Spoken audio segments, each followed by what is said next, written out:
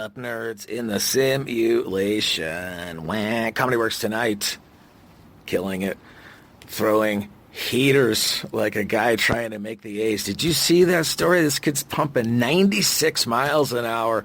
I went to my first Rockies game. Apparently, this kid was found at a Rockies game, 96 miles an hour on the gun. I think the tarp was 15 feet from the line this kid was throwing, and they signed him up, and whatever level of the A's work, they put him in there, and the kid's fucking... He's throwing strikes. He got his first inning under his belt, and how about that? How about a fucking you were doing nothing, and then you're doing shit. That's fucking great. First Rockies game, they played the Marlins, and first time seeing Charlie Blackmon play, and a big fan. I love the stadium. 25 years, you fucking losers can't retire more than one number. Fucking Larry Walker can't get his number retired in that fucking bandbox. The big cat, Andres Galarraga, cannot get his fucking number retired. One, Jackie Robinson, he's in fucking all the stadiums. One fucking number. It's fucking sad. 25 years. Think about that. 25 years. One number. Just saying. Anyways, Charlie Blackmon's a good player, and let's see what else I want to talk about. Oh, if you want to, I mean, have they figured out if they keep repeating the word recession, then somehow they're going to fucking crystal ball this economic hiccup? And you realize we have people that hate themselves and their enemies so bad that they wish economic destruction upon themselves, which would also affect their enemy, and then it would allow them to achieve the one thing they've not been able to do, and that's topple one man with the full power of the investigative agency of every single alphabet agency, the full complicit media, and everybody gunning for him. And that's why he got picked, because he was vetted since the 80s. Swung on and a miss. You motherfuckers should learn how to read. Anyways, powerful. So whereas the recession talk is not working, it's just fucking sad. What is working is, and I had a spirited conversation with my mother regarding the Beijing battling mainland China, the extradition, the fact that mainlanders have come over, they've purchased real estate. The real estate values are going up. The people who live in actual Hong Kong have to work harder in order to subsist because of what is happening, and they can't stop it. What does that sound like? They fucking gentrified an island. That's what it sounds like. And so, yeah, they're going to beef on that. And so my mom had a lot of questions about that. I said, if you look at if we just adopted China's immigration policy, where you had to fucking learn about where you're going for 3 years, you have to be somewhat legally in the country for a half of 3 years, be over the age of 25 years old, know the language, and be able to support yourself.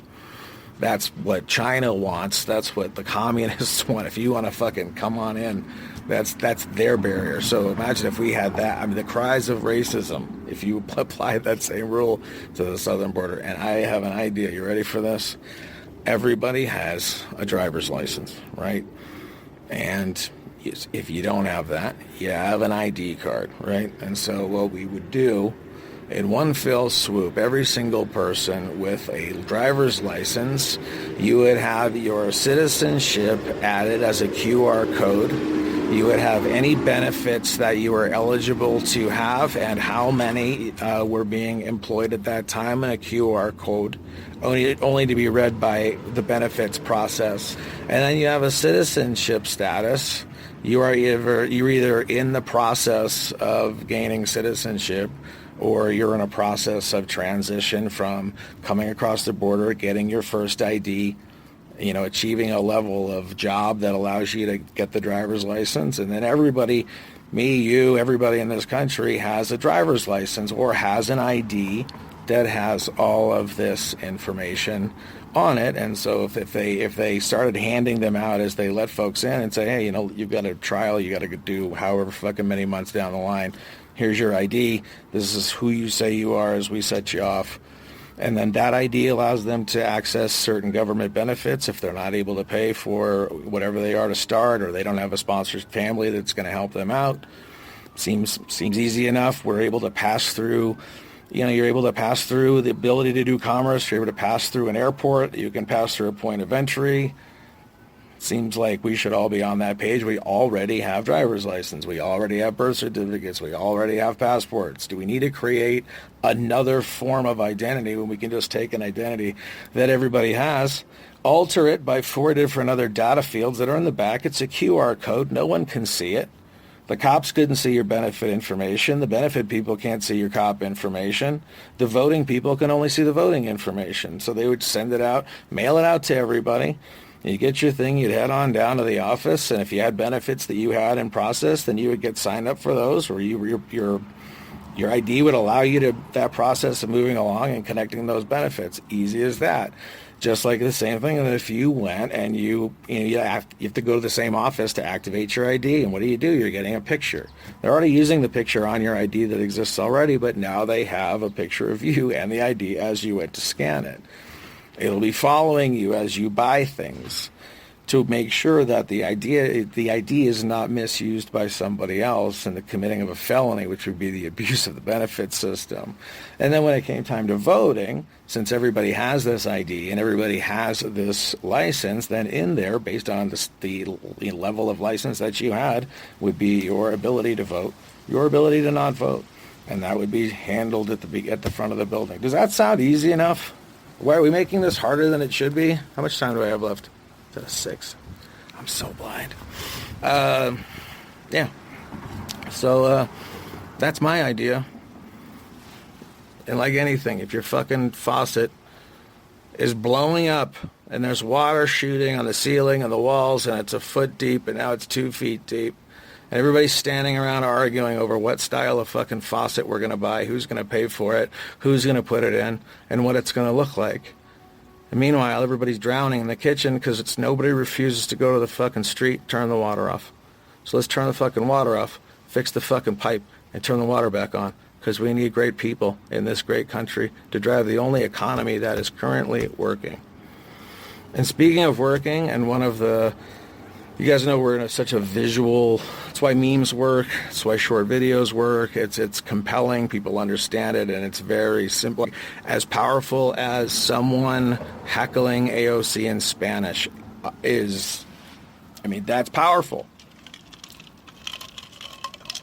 Or you've got video of the wall being made, and everybody making it is a Latino with a dope job, and they're all speaking Spanish, and nobody's calling each other a racist for building the wall. So you can have a conversation about Israel's wall, it's not racist. You have a conversation about China's wall, it's not racist. India's and Pakistan's wall, it's not racist. This is the only wall that's racist. Because as we're learning from the New York Times, the Russia Gate narrative and the hoax and being able to pin it on this guy failed, and they now need to turn the boat around, and they're aiming on full-on white nationalism, racism. You're going to start to see that even people achieving success and success itself is going to be tied something far back in the past that's nefarious. So that as the country advances, they're going to say it's only advancing a racist agenda. And the people who have an issue with the amount of melanin in their body will just continue to go down that road. Because what are you going to tell anybody? And then the people who are just understanding it for what it is are just going to continue to work, continue to serve, continue to be a great human and a great American and a great human being here on this planet. Heaven forbid Trump's tweet about Miss Tlaib. I guess I only listen to the news, and she sounded like she was in it. She sounded very emotional. Would you go with the nickname Crya Angelou? I might. The other thing that I wanted to finish up on, how much time do I have now? I'm so fucking blind. What the fuck does that say? Oh shit. All right, I'm out of time. So yeah, okay, great. Next video I'm going to bust out is going to be on words and how they've been used throughout antiquity. God bless America.